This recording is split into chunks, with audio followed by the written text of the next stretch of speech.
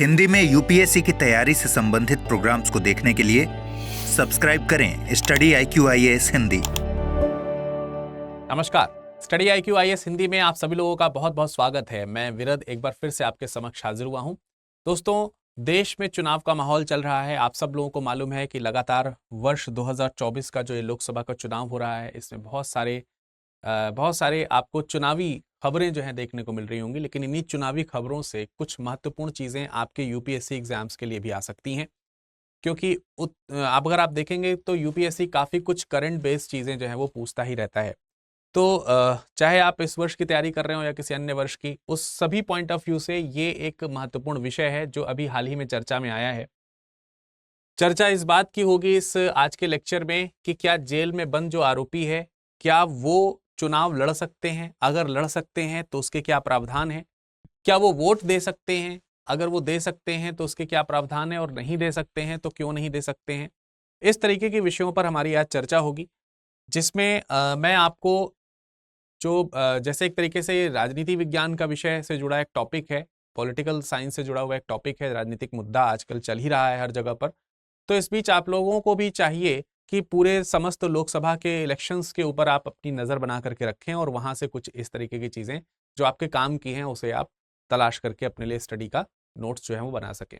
तो इन्हीं विषयों पर आज चर्चा के लिए मैं यहाँ पर आपके समक्ष हाजिर हुआ हूँ। आगे बढ़ने से पहले मैं आपको बता देता हूँ कि स्टडी IQ IAS हिंदी की तरफ से लाइव बैचेस शुरू किए जा चुके हैं। जो अभी लेटेस्ट बैच शुरू किया गया जाएगा वो 7 मई 2024 से शुरू होगा। शाम को 6 बजे का ये बैच होगा। इस बैच में आपको समस्त सुविधाएं मिलेंगी। लाइव क्लासेस के साथ साथ आपको क्लास नोट्स और ख़ास तौर से 18 किताबों का सेट आपको भेजा जाएगा, जो आपके एड्रेस पर, जो आप एड्रेस फिल करेंगे उस एड्रेस पर भेजा जाएगा। वहाँ आपको हार्ड कॉपी के तौर पर मिलेगा, कोरियर के माध्यम से जाएगा। बाकी लाइव क्लासेस, नोट्स इत्यादि सब कुछ इसमें आपको मिलेंगे। मेंस की तैयारी के लिए निःशुल्क आवासीय सुविधा ये भी आपको इसमें उपलब्ध कराई जाएगी। फिलहाल ये बैच आपका 30,000 का है, 30,000 का ये बैच है। लेकिन अगर आप इसे विरद लाइव कोड के साथ खरीदेंगे तो अभी ये बैच आपको 27,999 का मिल जाएगा। ठीक है, इसमें 18 किताबों का सेट इंक्लूड है। अगर आप किताबों के बिना इस बैच को परचेज करना चाहते हैं तब भी आपको ये बैच मिल जाएगा। तब आपको ये बैच मात्र 25,000 रुपए में मिल पाएगा। लेकिन ये किसी भी समय ये सुविधा समाप्त हो सकती है, इसकी एंडिंग किसी भी समय हो सकती है। इसलिए आज ही तत्काल ही आप इस बैच में एडमिशन ले सकते हैं 25,000 रुपए में बिना किताबों के साथ में, या फिर किताबों के सेट के साथ अगर आप परचेज करते हो तो फिर तो आपको कुछ भी अलग से खरीदना नहीं पड़ेगा और आपको 27,999 में बैच मिल जाएगा। चलिए बात करते हैं आज के टॉपिक की, और आज के टॉपिक को हम आगे बढ़ाते हैं और शुरुआत करते हैं खबर से। खबर तो बहुत छोटी सी है लेकिन उसके आयाम जो है वो काफी विस्तृत हैं, इसीलिए इसको मैंने यहाँ पर टॉपिक को उठाया हुआ है। खबर यह है कि अमृतपाल सिंह जो हैं वो खडूर साहिब सीट से चुनाव लड़ना चाहते हैं। अब ये अमृतपाल सिंह जो है वो कौन है? सबसे पहले तो ये हमें जानना होगा कि अमृतपाल सिंह हैं कौन। अमृतपाल सिंह जो है ये खडूर लोकसभा से चुनाव क्यों लड़ना चाहते हैं, उसके पीछे क्या कारण है। देखिए, खडूरपाल सिंह जो हैं ये एक व्यक्ति हैं जिनको अभी हाल ही में, मतलब हाल ही में क्या, अप्रैल 2023 के आसपास इनको जो है अप्रैल 2023 में 2023 में इनके ऊपर NSA लगा हुआ है। NSA एक्ट जो है वो लगा हुआ है और इसके तहत इनको असम की एक जेल में कैद करके रखा गया है। लेकिन अभी इन्होंने 1 जून को घोषणा करी है, तकरीबन 1 जून को घोषणा करी है और कहा है कि वे खडूर साहिब सीट से लोकसभा का चुनाव लड़ना चाहते हैं। लोकसभा का चुनाव लड़ना चाहते हैं। अब इस खबर को सुनते ही आपके मन में विचार जरूर आ रहा होगा कि एक व्यक्ति जो कि कैद में है और वह जेल के अंदर से चुनाव लड़ना चाहता है। अब इसको एक पल के लिए सोचिए आप अपने मन में, तो क्या विचार आते हैं प्राइमरली, उसको आप डिस्कस करिए यहाँ पर चैट बॉक्स में, कमेंट बॉक्स में डिस्कस करके बताइए कि पहले तो फौरी तौर पर, बगैर आगे का अध्ययन किए, फौरी तौर पर प्रथमतः आपके दिमाग में क्या आता है, फर्स्ट थॉट जो आपके मन में आता है वो क्या आता है कि कोई भी व्यक्ति जो कैद में है, क्या उसे किसी भी लोकसभा से चुनाव लड़ने का, यानी माफ कीजिएगा, वोट नहीं, प्रत्याशी के तौर पर कॉन्टेस्ट में पार्टिसिपेट करने का अधिकार होना चाहिए या नहीं होना चाहिए? इस पर आपके क्या विचार हैं? तत्काल प्रभाव से आप पहले तो लिख करके मुझे बताइए। लेकिन उसमें एक बात ये भी है, तो एक तो आपको ये पता चला कि वो चुनाव लड़ना चाहते हैं और उन्हें चुनाव लड़ने की परमिशन भी मिलेगी। लेकिन वहीं दूसरा एक भाग ये है कि भले ही इनको चुनाव लड़ने का अनुमति दे दी जाएगी, परंतु ये वोट नहीं देने जा सकते। अब दोबारा मेरे उसी प्रश्न का विचार कीजिए और दोबारा से कमेंट सेक्शन में अपने विचार जरूर लिखिए, क्योंकि यहाँ पर अगर आप पार्टिसिपेट करेंगे, इट्स डिस्कशन है ये एक प्रकार का, अगर आप इस डिस्कशन में पार्टिसिपेट करेंगे तो एक अच्छे आयाम तक हम लोग, एक अच्छे रिजल्ट तक हम लोग जो है वो पहुंच सकते हैं सारी चीजों पर डिस्कशन करते हुए। तो एक जगह अगर आपका मन ये कह रहा है कि यार मिलना चाहिए, कि ठीक है, अगर एक मन ये कह रहा है कि हाँ भाई मिलना चाहिए उनको लोकसभा के चुनाव का अधिकार, तो वोट डालने का अधिकार क्यों नहीं मिल रहा है? या फिर अगर आपके मन में ये विचार आ रहा है कि बहुत अच्छी बात है कि इसे वोट डालने का अधिकार नहीं है, तो फिर आपके मन में यह भी विचार आ रहा होगा कि लोकसभा के चुनाव लड़ने का भी इनके पास में अधिकार नहीं होना चाहिए। ऐसे तमाम सारे क्रॉस क्वेश्चंस आपके दिमाग में आ रहे हैं। तो जो भी क्वेश्चंस आ रहे हैं आप जरूर कमेंट सेक्शन में कमेंट करके बताइए, जिससे कि हम आपसे डिस्कशन को में उसको रख सकें। बहरहाल इनके लिए इनकी एक पार्टी है जिनका नाम है वारिस पंजाब दे। वारिस पंजाब दे इनकी एक ये पार्टी है और इनको खालिस्तानी समर्थक माना जाता है। और इसी सब को ध्यान में रखते हुए पिछले वर्ष इनके ऊपर एनएसए का एक्ट लगाया गया था और अब ये 1 जून को इन्होंने घोषणा करी है कि ये चुनाव लड़ना चाहते हैं। तो अब यहां पर मुद्दा ये आ गया कि एक व्यक्ति जो अभी दोषी है, क्या उसे चुनाव लड़ने का अधिकार होना चाहिए या नहीं होना चाहिए? तो इनके लिए सामान्य स्थिति यह है कि इनको लोकसभा का चुनाव लड़ने दिया जाएगा, लेकिन अन्य कैदियों की भांति इन्हें भी वोट देने का अधिकार नहीं होगा। तो अब हमारे टॉपिक का जो विषय है वो यही हो जाता है। 2 चीजें हमें आज के इस पूरे टॉपिक में समझनी होगी कि वोट देने का अधिकार, साथ ही साथ निर्वाचित होने का अधिकार। देखिए 2 चीजें हैं यहां पर, वोट देने और निर्वाचित होने का अधिकार। ये 2 विषय है चर्चा का। कब? जब हम कैद में हो, जब हम कैद में हो। अब कैद में जब होंगे तो 2 तरीके से हो सकते हैं। एक इसलिए कैद में हो सकते हैं कि अभी हमको हमारे ऊपर कुछ अपराध आरोप लगाया गया, आरोपी के तौर पर आप कैद में हो सकते हैं, अपराध सिद्ध ना हुआ हो। आप कैद में इसलिए भी हो सकते हैं कि आपको सजा दी गई है, आप अपराधी घोषित हुए हैं, सिद्ध हुए हैं, उसके बाद भी आप हो सकते हैं। दोनों अलग अलग कंडीशंस हैं। तो दोनों कंडीशंस के ऊपर हम चर्चा करेंगे, वोट देने के इस तरीके के अधिकार इत्यादि पर चर्चा करेंगे। और इसकी शुरुआत जो है हम इंदिरा गांधी वर्सेस राजनारायण जो मामला है उसको देखते हुए करेंगे। तो आप लोगों को ये बहुत ही फेमस केस जो है याद होगा। ये इंदिरा गांधी वर्सेस राजनारायण मामला है 1975 का, आप सब लोगों को मालूम है। उस समय भी ये लोकसभा इलेक्शन से ही जुड़ा हुआ था, जिसमें राजनारायण जो है वो इंदिरा गांधी जी के खिलाफ चुनाव लड़ते हैं और हार जाते हैं। और फिर ये याचिका लगाई जाती है कि अनफेयर मीन्स का इस्तेमाल करते हुए इंदिरा गांधी जी ने जो है इलेक्शंस जीते हैं। और माननीय अदालत जो है वो इन्हें, इंदिरा गांधी जी को दोषी करार भी देती है। और फिर आपको मालूम ही है कि 1975 में उसके बाद जो है वो लगातार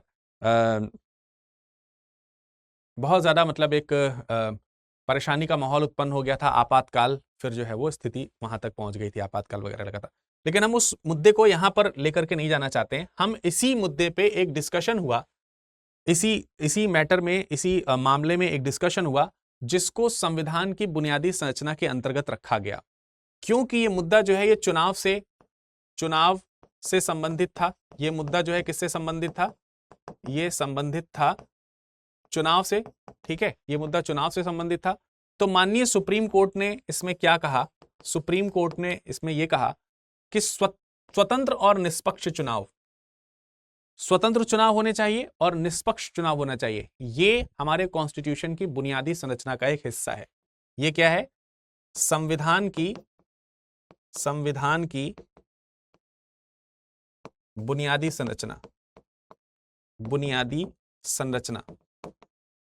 संरचना का एक क्या है? हिस्सा है। यानी कि इसे संविधान की बुनियादी संरचना माना गया, बेसिक स्ट्रक्चर। और आपको तो मालूम ही है कि हमारे देश में कॉन्स्टिट्यूशन में बेसिक स्ट्रक्चर की कहीं डेफिनेशन नहीं लिखी है, लेकिन कॉन्स्टिट्यूशन इस बात में बिलीव करता है और सुप्रीम कोर्ट इसका रक्षक के तौर पर माना जाता है कि बेसिक स्ट्रक्चर कभी भंग नहीं होना चाहिए, बाकी अमेंडमेंट चाहे जितने हो जाए। तो जब ये बेसिक स्ट्रक्चर है तो इसकी रक्षा करने की जिम्मेदारी भी सुप्रीम कोर्ट की हो जाती है। तो यहां से ये एक बात निकल करके आती है कि स्वतंत्र एवं निष्पक्ष चुनाव जो है, जो इस मुद्दे से कनेक्ट होता है, ये कराना कहीं ना कहीं ये नैतिक जिम्मेदारी है। ये बेसिक स्ट्रक्चर है, इसलिए नैतिक जिम्मेदारी है जो इससे जुड़े लोग हैं। और इस सिद्धांत का उल्लंघन करने वाले किसी भी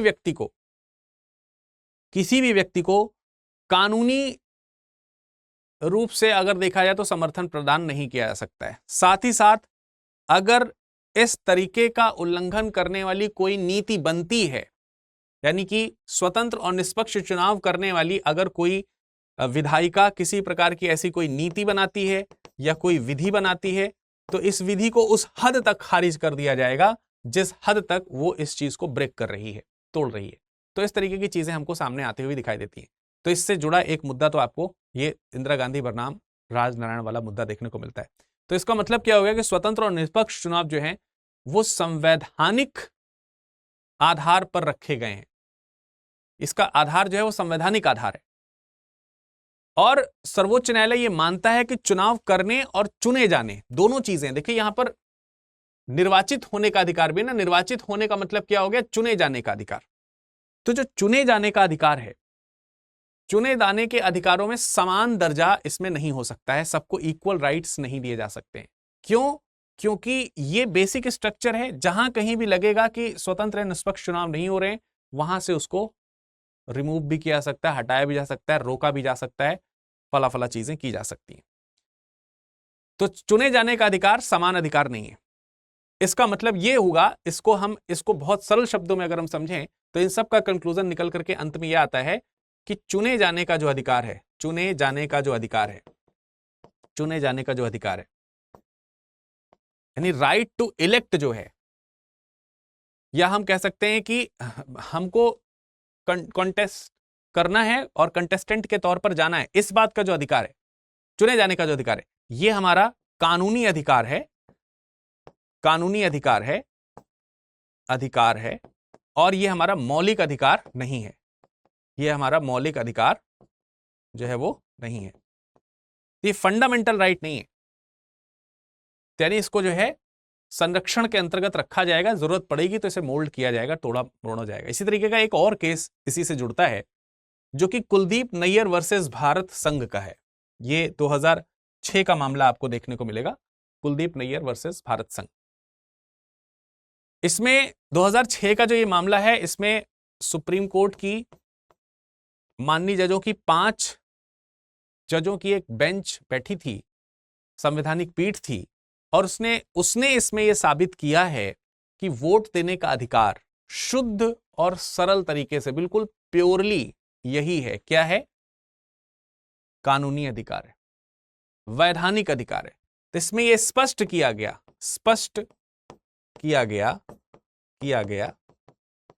क्या स्पष्ट किया गया कि चुने जाने का अधिकार, चुने जाने का जो अधिकार है, यह अधिकार विशुद्ध रूप से वैधानिक अधिकार है। वैधानिक अधिकार वो अधिकार होते हैं, ठीक है, वैधानिक अधिकार है, वैधानिक अधिकार वो अधिकार होते हैं जो विधि के द्वारा हमें प्राप्त होते हैं, ठीक है। ये मौलिक अधिकार नहीं है, मूल रूप से दिए जाने वाला अधिकार नहीं है।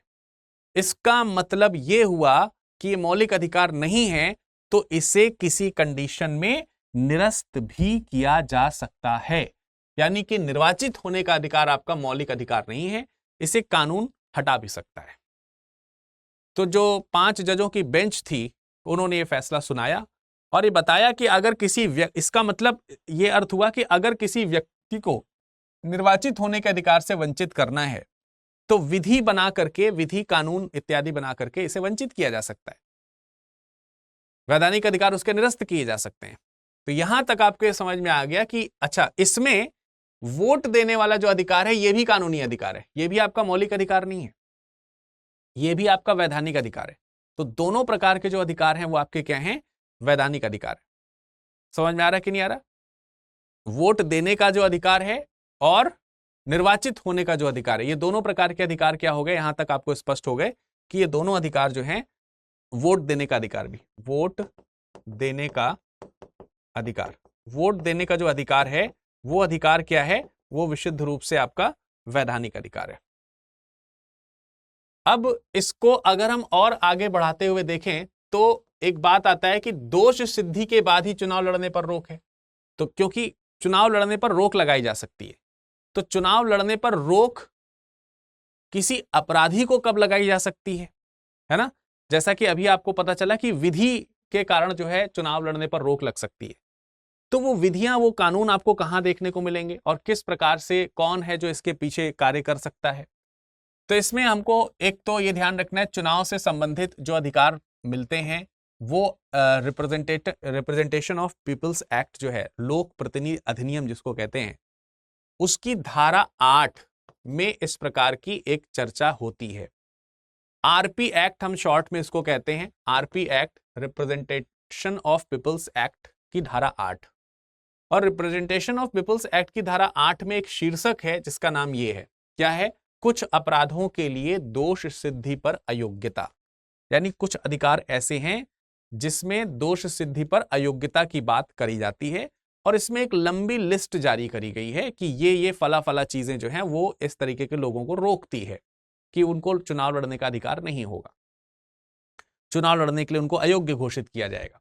तो जैसे कौन सी चीजें हैं जिसमें अयोग्य घोषित होने की बात करी जाती है, उसमें एक चीज जो इस मामले से बहुत काम से जुड़ी हुई है वो ये है कि अगर कोई फला व्यक्ति है, कोई व्यक्ति है जिसको किसी आरोप, कोई अपराध का आरोप इस पर लगाया गया है, ठीक है, किसी व्यक्ति को इसके ऊपर कोई आरोप लगाया गया है, और आरोप लगा करके उसे उसका आरोप जो है, बाद में जो आरोप लगाया गया है वो आरोप सिद्ध हो गया। तो जब आरोप सिद्ध हो गया तो उस दौरान वो कैद में चला गया, या जो भी उसको सजा मिली, कैद मिली या सजा मिली, सजाएं कुछ भी हो सकती है, कोई भी आरोप लगा होगा, पता नहीं क्या आरोप लगा होगा। तो आरोप की लिस्ट जो है वो आरपी एक्ट की धारा 8 में है, इस आरोप पे ये सजा मिली है, तो इस तरीके से वो व्यक्ति फिर कानून में के हिसाब से वो चुनाव नहीं लड़ सकता। ये सारी चीजें उसमें लिखी हुई हैं। तो इसमें लिखा गया है कि अगर किसी व्यक्ति को, जो कि सजा, जिसका आरोप सिद्ध हो गया है और उसे सजा मिली है, ऐसा व्यक्ति जो है वो सांसद या संसद के जो चुनाव है वो, और राज्य विधानसभा के जो चुनाव हैं, राज्य विधानसभा के जो चुनाव हैं, चुनाव जो हैं, इसमें पार्टिसिपेट जो है वो नहीं कर सकता है, उसमें कंटेस्टेंट के तौर पर चुनाव लड़ने की उसके अंदर क्षमता नहीं रहेगी। तो जिस दिन ये सजा दी गई है उसी दिन से यह अयोग्य घोषित हो जाएगा। जिस दिन ये सजा दी गई, इसी दिन से अयोग्य घोषित हो जाएंगे, अयोग्य घोषित किए जाएंगे। तो अगर कोई व्यक्ति किसी अपराध में आरोपी है और उसकी आरोप सिद्ध हो गए हैं, उसे सजा दी गई है, तो वह जो है तुरंत इन सब इलेक्शंस के लिए अयोग्य घोषित हो जाएगा, उसी दिन से जिस दिन उसको जो है वो क्या दे दिया गया है, सजा दे दी गई है। इसका एक और एक्सप्लेनेशन भी है या एक्सटेंशन भी है इसी स्टेटमेंट का, वो ये है कि सजा है तो कुछ समय पश्चात समाप्त भी हुई होगी। अपराध में मान लेते हैं कि कोई सजा जो है सजा समाप्ति हो गई, सजा समाप्त हो गई। अब जब समाप्ति होगी तो समाप्ति की जो अवधि है, जिस दिन समाप्त हुआ है उस दिन से, सजा की समाप्ति की अवधि से 6 वर्ष तक वो अयोग्य घोषित रहेंगे, 6 वर्ष तक अयोग्य रहेंगे। तो ये वो कंडीशन है जिसमें किसी भी व्यक्ति को अगर दोष सिद्धि हो गई है तो उसके बाद जो है चुनाव लड़ने पर रोक है। लेकिन इसमें एक शब्द जो जुड़ा हुआ है वो ये है, दोष सिद्धि के बाद ही ऐसा होगा, दोष सिद्धि से पहले ऐसा नहीं होगा, दोष सिद्धि के बाद ही ऐसा होगा। यानी ये अयोग्यता जो लागू होगी, ये जो अयोग्यता लागू होगी, ये अयोग्यता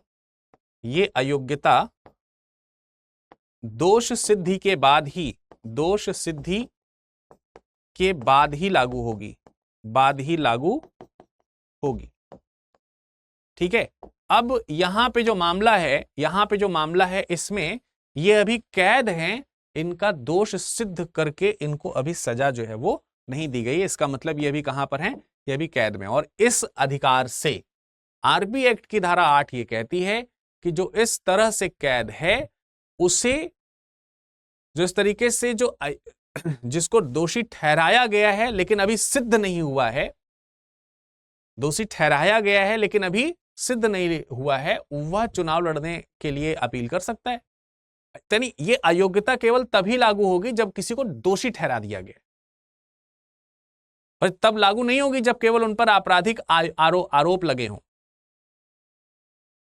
तो अब आप बताइए कि क्या इसके आधार पर किसी को वोट लड़ने देना चाहिए? कोई व्यक्ति जो किसी अपराध में दोषी है, और क्या उसे, जब वो जेल में है, तो क्या उसे इस आधार पर जो ये धारा कह रही है वो ठीक कह रही है, हाँ या नहीं? आपका क्या विचार है ये तो आप लिखेंगे, लेकिन कुछ लोगों का ये विचार श्योर है कि ये भी नहीं होना चाहिए। यानी यहां पर भी हमको जो कहा गया है कि दोष सिद्ध के बाद ही हम रोक लगा सकते हैं, उससे पहले रोक नहीं लगा सकते हैं, तो ये वाली बात भी गलत है। यानी कुछ लोगों ने इस धारा को सुप्रीम कोर्ट में क्या दिया है, चैलेंज दिया है। ये जो आरपी एक्ट की धारा 8 है, इसको चैलेंज किया गया। चैलेंज करने वालों में एक चैलेंज आपको यहां पर दिख रहा है, ठीक है, चैलेंज करने वालों में एक चैलेंज आपको यहां पर दिख रहा है 2011 में पब्लिक इंटरेस्ट फाउंडेशन। तो पब्लिक इंटरेस्ट फाउंडेशन ने एक तर्क दिया कि मान लेते हैं कि कोई व्यक्ति है या कुछ व्यक्ति हैं जिनके खिलाफ आपराधिक आरोप लगाए गए हैं, ठीक है। तो जिनके खिलाफ आपराधिक आरोप लगाए गए हैं, तय कर दिए गए हैं, वो यदि अगर किसी कंडीशन में हलफनामा जो है, या हलफनामा कह रहे हैं, वो जमानत जो है, जमानत नहीं दे पा रहे हैं किसी कारण से, अगर ये जमानत पे छूट गए तो भी एक बात है, या मान लेते हैं कि नहीं, जमानत वाली बात तो नहीं, इसमें हलफनामे की बात है, इसमें मैं हलफनामा वाला पॉइंट ही जोड़ूंगा कि मान लेते हैं कि कोई व्यक्ति है, अब ये पब्लिक इंटरेस्ट फाउंडेशन की तरफ से मतलब याचिका दायर की गई, तो उनका यही कहना है कि कोई आपराधिक इतिहास है किसी व्यक्ति का, मान लेते हैं कोई व्यक्ति है जिसके खिलाफ में आपराधिक आरोप तय किए गए हैं, या अपने कोई व्यक्ति जो है अपने आपराधिक जो इतिहास है उसका हलफनामा जो इलेक्शन कमीशन को दिया जाता है, वो इलेक्शन कमीशन में गलत हलफनामा दिया हुआ है, उसने गलत हलफनामा जो है दायर कर दिया है। तो जिसने गलत हलफनामा दायर कर दिया है उसको भी तो अयोग्य घोषित किया जाना चाहिए, उन्हें भी अयोग्य घोषित किया जाना चाहिए। तो भाई जैसे ये वाला व्यक्ति है, इसके लिए क्या कहा गया कि अगर ये अयोग्य घोषित हो जाएगा, अयोग्य तब घोषित हो जाएगा जब इसकी दोष सिद्धि होगी, और दोष सिद्धि के बाद ही हम इसको अयोग्य घोषित करेंगे, ठीक है। तो इसका मतलब अब जब तक दोष सिद्ध नहीं हुआ है तब तक ये योग्य है। योग्य है तो ये जब नामांकन होगा, चुनावों का नामांकन होगा, तो उसमें आपको बताना पड़ता है ना अपने इन रिकॉर्ड्स के बारे में, हलफनामे देने पड़ते हैं। तो हलफनामे में आपने कोई गलत हलफनामा दे दिया है तो उनको भी तो अयोग्य घोषित करना पड़ेगा। चुनाव में लड़ने के लिए उन्हें भी अयोग्य घोषित किया जाना चाहिए। ये अपील करी थी किसने? पब्लिक इंटरेस्ट फाउंडेशन ने सुप्रीम कोर्ट में अपील करी 2011 में। सुप्रीम कोर्ट ने इस पे ये निर्णय दिया, 5 जजों की इस पर भी पीठ बैठी, जिसमें 5 जजों ने एक साथ ये कहा कि ये काम करने के लिए आरपी एक्ट जो है इसमें चेंज लाना पड़ेगा, परिवर्तन लाना पड़ेगा, और ये परिवर्तन केवल विधायिका ही ला सकती है। ये परिवर्तन कौन लाएगा? केवल विधायिका ही ला सकती है। तो ये मामला जो है यहां से उठ करके फिर विधायिका के पास चला गया। तो इस तरीके से एक विरोध हुआ। एक विरोध 2016 में अश्विनी कुमार उपाध्याय का है इस मामले से संबंधित। अश्विनी कुमार उपाध्याय जो है ये पूर्व बीजेपी प्रवक्ता हुआ करते थे, वकील भी हैं, बहुत ही फेमस रहे हैं। तो इन्होंने भी एक याचिका जो है अयोग्यता के लिए लगाई थी। तो इसमें इन्होंने भी इस प्रकार से अयोग्यता जो है, जो लोग इस तरीके से जो लोग कैद हैं उनको भी अयोग्य घोषित करने की उन्होंने बात करी है, लेकिन इस पर अभी डिसीजन नहीं आया है। 2023 में जो है वो सुप्रीम कोर्ट में मामला चला गया था, और सांसदों और विधायकों के खिलाफ जो है अगर इस तरीके का कोई मामला आता है तो उनके जो है चुनाव लड़ने पर रोक लगाने के लिए ये अपील करी गई थी अश्विनी कुमार उपाध्याय की तरफ से। लेकिन अभी जो है इस पर कोई रिजल्ट जो है वो आया नहीं है, मतलब सुप्रीम कोर्ट का कोई निर्णय अभी इस पर आया नहीं है, मामला अभी चल रहा है। तो बहरहाल हमको ये समझ में आ गया कि भाई कोई व्यक्ति अयोग्य हो सकता है चुनाव लड़ने से यदि अगर उसके ऊपर दोष सिद्ध है। लेकिन अब एक मुद्दा और आता है कि क्या कोई दोष सिद्ध है तब भी, यानी सजा मिल गई है तो वो अयोग्य हो गया है, तो क्या उस अयोग्यता के भी कुछ अपवाद हैं? यानी क्या अगर किसी को सजा मिल गई है तब भी वो वोट दे सकता है? अभी तक तो आपके समझ में आ गया कि अगर सजा नहीं मिली है, दोष सिद्ध नहीं हुआ है, तो आप इलेक्शन लड़ सकते हैं। दोष सिद्ध हो गया है, सजा मिल गई है, क्या तब भी जो है आप चुनाव लड़ सकते हैं? तो इसके भी कुछ अपवाद है जिसमें आपको उत्तर मिलेगा हाँ, ऐसे भी कुछ मामले हैं जिसमें ऐसा किया गया है या हुआ है। जैसे इलेक्शन कमीशन ऑफ इंडिया जो है, उसको एक अधिकार है, भारत के चुनाव आयोग को, केंद्रीय चुनाव आयोग जो है उसको एक अधिकार है जो कि उसे आरपी एक्ट के सेक्शन 11 से मिलता है। इसमें यह कहा गया है कि कोई व्यक्ति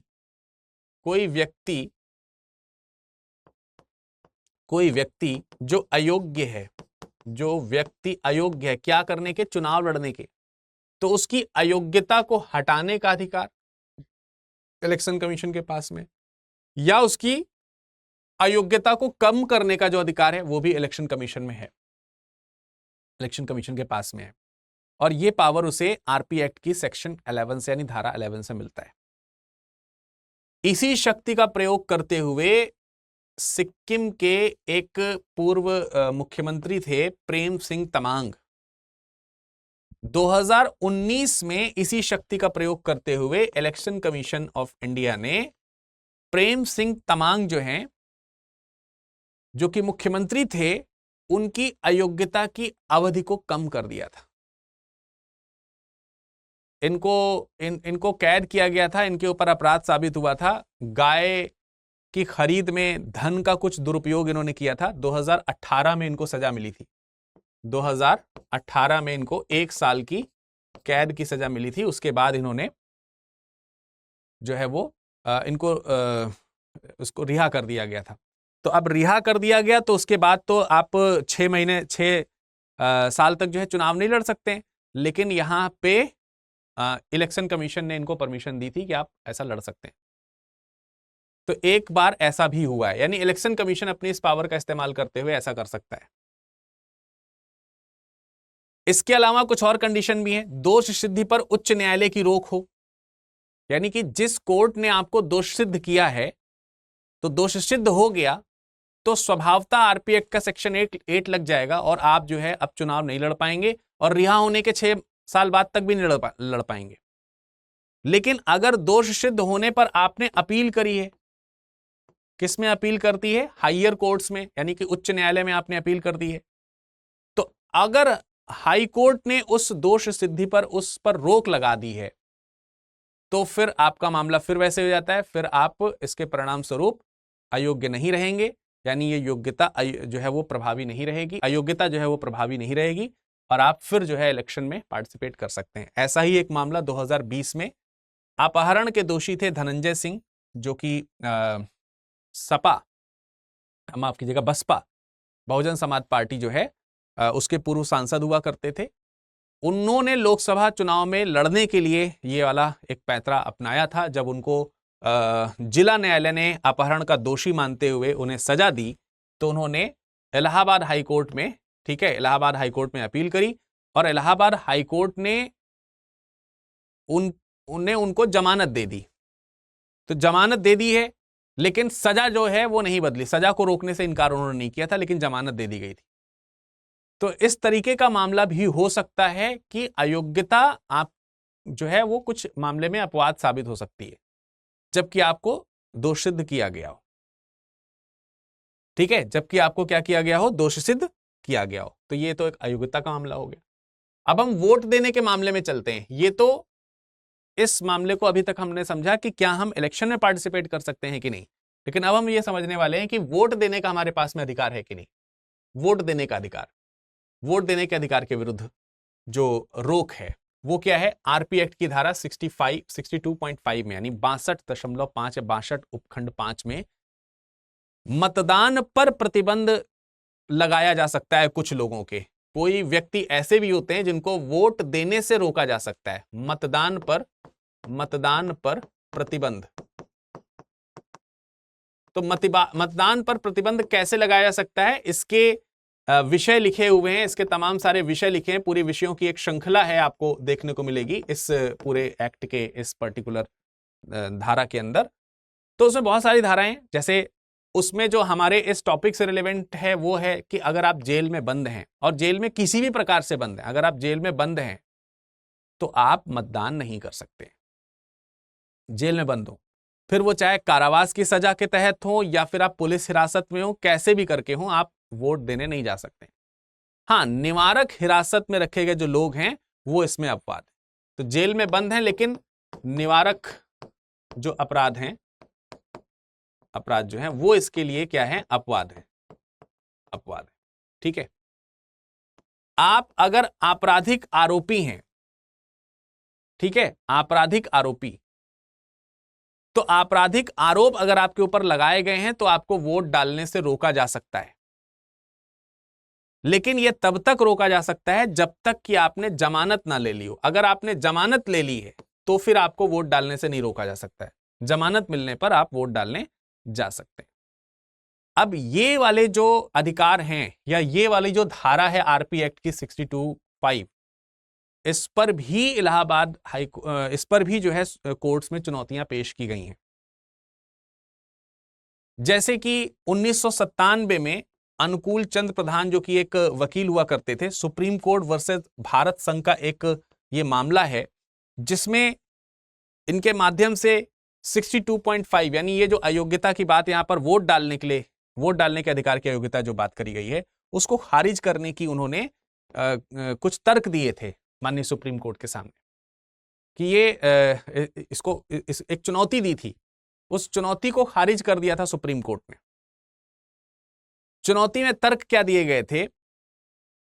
तर्क ये दिया गया था कि जो कैदी हैं और जिन पर विचार हो रहा है, अभी सजा मतलब ट्रायल चल रहा है, विचाराधीन है जो, उनकी जमानत मतलब अगर वो विचाराधीन है तो आपने कहा कि आप नहीं जा सकते हैं वोट डालने, लेकिन अगर वही जमानत उसको मिल जा रही है, वही जमानत अगर उसको मिल जा रही है तो वो वोट डालने जा सकता है। पर कुछ ऐसे भी तो ट्रायल मामले हो सकते हैं जिनके पास जमानत की राशि जमा करने का पैसा ना हो या वो जमानत राशि जमा करने में सक्षम ना हो। तो ऐसे में उनका जो एक समान जो अधिकार है, क्योंकि चुनाव में खड़े होना ये अभिव्यक्ति की आजादी भी है। आप खड़े होते हैं, वहां भाषण देते हैं, चीजों को बताते हैं, लोकतंत्र के बारे में बताते हैं, समाज के बारे में बताते हैं, मुद्दे सुनते हैं, मुद्दे बताते हैं अपने कि हम किन मुद्दों पर चुनाव लड़ रहे हैं। ये सब तो उसका जो है वो नहीं सुन पाएगा, नहीं एक्सप्रेस कर पाएगा, नहीं समझ पाएगा चीजों को। तो इस तरीके की चीजें वहां पर दी गई थी। अगर किसी को जमानत मिल जाती है तो उसको वोट देने का अधिकार हो जाता है। तो सुप्रीम कोर्ट ने जो है ये सारे तर्क जो है वो खारिज कर दिए थे। ये कहते हुए खारिज किए थे, 4 प्रकार के उन्होंने तर्क दिए थे खारिज करने के लिए भी। सबसे पहले कि ये जो आप मांग कर रहे हैं ये इसका जो नेचर लग रहा है, आपके बोलने के तरीके से जो चीज प्रकट हो रही है वो ये प्रकट हो रही है कि आप जैसे फंडामेंटल राइट्स की तरफ आप इसको मोल्ड करना चाहते हैं। तो स्पष्ट कर देना चाह रहा है सुप्रीम कोर्ट कि ये फंडामेंटल राइट नहीं है, ये आपका वैधानिक अधिकार है। तो इस पे ये मांग बलपूर्वक तो कर ही नहीं जा सकती, ये तो सिरे से खारिज है। दूसरी चीज ये है कि अगर हम परमिशन दे भी दें तो ऐसे न जाने कितने अपराधी हैं, और किसी भी अपराधी जिसके ऊपर दोष लगा है, सिद्ध भले ना हुआ है तो कैद में, तो ये यूं ही खुला तो छोड़ नहीं दिया जाएगा। उसके साथ हमको जो है पुलिस बल भेजना पड़ेगा, तमाम सारी चीजें करनी पड़ेंगी, सुरक्षा की जिम्मेदारी लेनी पड़ेगी। तो उतने संसाधन है नहीं कि हम किसी को भी, क्योंकि अगर हम कह देंगे कि हाँ ऐसा करो तो सबके लिए करना पड़ेगा, सब वोट देने जाएंगे जेल से, तो सबके लिए इतने सारे पुलिस बल कहां से लाए जाएंगे? तो संसाधन नहीं है, इसलिए नहीं दिया जा सकता।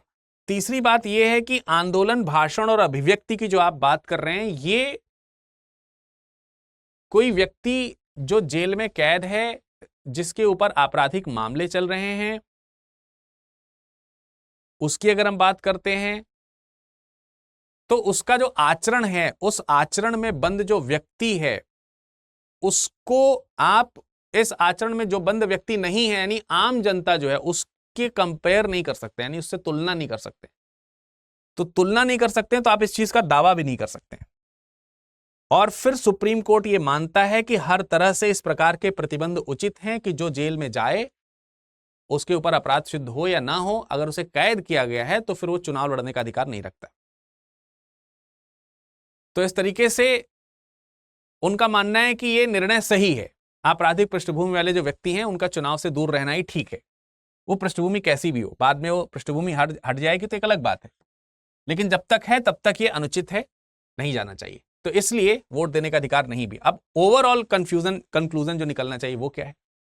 एक तरफ तो हमको ये पता चल रहा है कि कुछ लोगों को ये अधिकार है कि वो जब कैद हैं, कुछ कैदियों के लिए ये अधिकार है कि वो चुनाव में पार्टिसिपेट कर सकते हैं, कुछ के लिए अधिकार है कि पार्टिसिपेट नहीं कर सकते हैं। अधिकार तब है जब तक आप दोषी नहीं सिद्ध हो जा रहे हैं। दोषी सिद्ध हो जा रहे हैं तो आपके पास में अधिकार नहीं है। दोषी सिद्ध हो जा रहे हैं तब भी आप अधिकार निकाल सकते हैं यदि अगर आपने हायर कोर्ट्स जो है उसमें अपील कर दी है और उन्होंने उस मामले को खारिज कर दिया है या रोक दिया है या उस पर आपको जमानत मिल गई है, तो आप जा सकते हैं इलेक्शन में पार्टिसिपेट करने। फिर वोट देने के अधिकार में भी यही है कि अगर आप कैद में हैं तो फिर आप वोट देने नहीं जा सकते हैं, किसी भी प्रकार का कैद हो। लेकिन अगर आपको जमानत मिल जाती है तो आप वोट देने जा सकते हैं। और इस मामले में सुप्रीम कोर्ट का मानना है कि इसमें कोई बुराई नहीं है। बहरहाल आप जो हैं इस मुद्दे पर क्या विचार रखते हैं? आपके अनुसार इसमें किस प्रकार के चेंजेस होने चाहिए? इस पूरे मुद्दे को आप किस प्रकार से देखते हैं? आप कमेंट सेक्शन में कमेंट करके हमें जरूर बताएं। आपको ये सेशन कैसा लगा, ये डिस्कशन कैसा लगा, ये आप जरूर बताएं। जाते जाते मैं फिर बता देना चाहता हूं कि भाई 7 मई से बैच शुरू होने वाला है। 7 मई के इस बैच में आप अपने आप को एनरोल कर सकते हैं। 18 किताबों का इसमें सेट मिलेगा यदि अगर आप विरद लाइव कोड का इस्तेमाल करने के साथ इस बैच में एनरोल करते हैं। आपको एप्लीकेशन पे जाना है, एप्लीकेशन पे जाइए, वेबसाइट पे जाइए और एप्लीकेशन और वेबसाइट पे जाकर के वहां पर अपने आप को एनरोल कीजिए। 27,999 रुपए में आपको ये पूरा का पूरा बैच जो है अवेलेबल हो जाएगा, जिसमें आपको डेली लाइव क्लासेस तो आपको मिलेंगी ही। मेंस की तैयारी के लिए और प्रीलिम्स की तैयारी के लिए स्पेशल बैचेस चलाए जाते हैं। प्रीलिम्स क्वालिफाई करने पर मेंस के लिए आपको निःशुल्क आवासीय सुविधा दी जाएगी। ठीक है, निःशुल्क आवासीय सुविधा के साथ साथ मेंटरशिप जो प्रोग्राम है वो आपको दिया जाता है। हर एक व्यक्ति के लिए इंडिविजुअल व्यक्ति है मेंटर जो है आपको अलॉट किया जाता है। आप उनसे अपनी किसी भी जो तैयारी की जो समस्याएं हैं उसके बारे में डिस्कशन कर सकते हैं। ठीक है, तो ये सब चीजें आपको इसमें अलाउड है। इसके अलावा आपको मैं बता दूं एडिशनल एक बात, वो ये है कि जो जीएस फाउंडेशन बैच है, जीएस का जो फाउंडेशन बैच आप देख रहे हैं, फाउंडेशन बैच जो कि 7 तारीख से शुरू होने वाला है, 7 मई से शुरू होने वाला है। ये शाम 8 बजे माफ कीजिएगा शाम 6 बजे से शुरू होगा, जिसमें आप विरद लाइव कोड का इस्तेमाल करते हुए विरद लाइव कोड का इस्तेमाल करते हुए एनरोल कर सकते हैं और ये बैच आपको 27,999 में मिल जाएगा। एक नई बात आपके लिए ये है कि इस बैच में एक तो ये है कि आपको जीएस के साथ साथ बहुत सारी चीजें मिलेंगी। सीसैट आपको इसमें मिल जाएगा, इसके लिए आपको अलग से कोर्स नहीं लेना पड़ेगा। एसआईपी जो हमारा प्रीलिम्स के लिए स्पेशल प्रोग्राम है, जब आपका प्रीलिम्स आ रहा होगा तो उसके लिए क्रैश कोर्सेज चलाएंगे, उसके लिए आपको कुछ अलग से पैसा नहीं देखना पड़ेगा। सक्सेस इन मेंस भी इसी तरीके का क्रैश कोर्स है मेंस के लिए, वो भी आपको फ्री में मिल जाएगा। इसके अलावा इंटरव्यू गाइडेंस प्रोग्राम है, इंटरव्यू के दौरान आपको बिल्कुल फ्री में तैयारी करने को मिलेगी। बुक्स आपके पास पहुंचेंगी ही। ठीक है, निःशुल्क आवासीय सुविधा जो है आपको इसमें मिलेगी ही मिलेगी। तो ये तमाम सारी चीजें आपको इसमें मिलेंगी। सीसैट के अलावा इसमें जो है डेली करंट अफेयर्स जो है वो अभी आपको जो है करंट अफेयर्स जो है वो भी आपको मिलेगा। उसको हम लोग कैप बोलते हैं, करंट अफेयर्स प्रोग्राम। ठीक है, तो कैप आपको डेली मिल रहा होगा। इसमें एक चीज मिसिंग है, वन थिंग जो मिसिंग है इसमें, वो क्या है? वो है आपका ऑप्शनल वैकल्पिक विषय। वैकल्पिक विषय, तो वैकल्पिक विषय जो इसमें अनुपलब्ध है, अब आपको study IQ IAS Hindi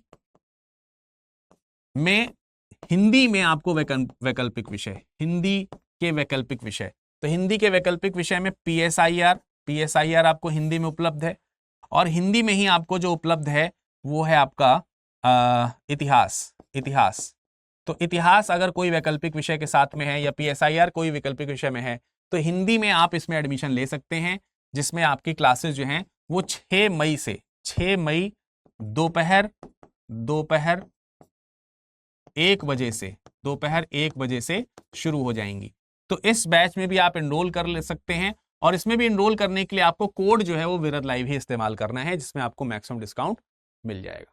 I hope कि आपको ये क्लास फ्रूटफुल लगी होगी, सेटिस्फैक्ट्री लगी होगी, आपको सब कुछ चीजें समझ में आई होंगी। कोई कंफ्यूजन है आपके मन में, कोई कुछ पूछना चाहता है तो आप हमें कमेंट सेक्शन में कमेंट करके भी बता सकते हैं, इस लेक्चर का जो PDF है वो भी आपको प्रोवाइड कर दिया जाएगा। और इसके लिए आप हमारे टेलीग्राम से जुड़ सकते हैं। टेलीग्राम है virad.dube, ये खोज लीजिएगा। इंस्टाग्राम पे भी आप हमसे जुड़ सकते हैं, इंस्टाग्राम भी यही है virad.dube।